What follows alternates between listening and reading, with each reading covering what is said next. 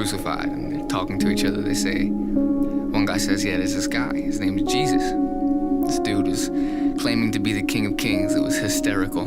He hung out with bums and, hookers and the low lives. He was claiming to be a King of Kings, a Lord of Lords. He's saying he's gonna bring down this temple. This guy was making no sense. I mean, he was so not a king. His friend says, I agree. He makes a joke. If he didn't die yesterday, he probably would have gave Caesar a run for his money. Everybody's laughing, they're punching each other. I guess we'll never know.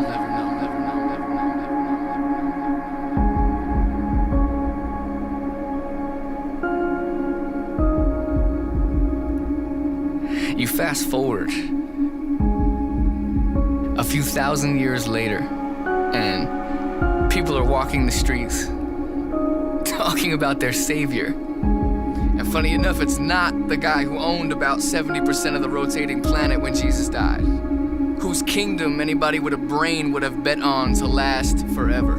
His face was on money. I mean, that's the definition of worldly power. Then this guy Jesus drops into history and claims, I'm the opposite of worldly power. I lay down every single bit of power that I have before people's feet. I'm a servant of people, I'm a servant of man. He turns to all of his followers. He says, blessed is the servant. In your weakness, that's when I become strong. That's when I become strong. He made himself so incredibly weak, so opposite of Caesar, so opposite what the world saw as power. And thousands of years later, this guy Caesar ends up being a page in a book. He's a page in a book, in a history book, that people will learn for about 15 minutes.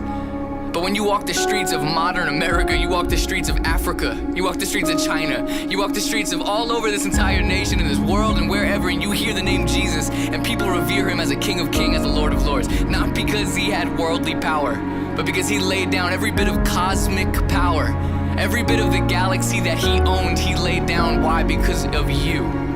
Because of you, because he wanted to serve you, because he loved you so much.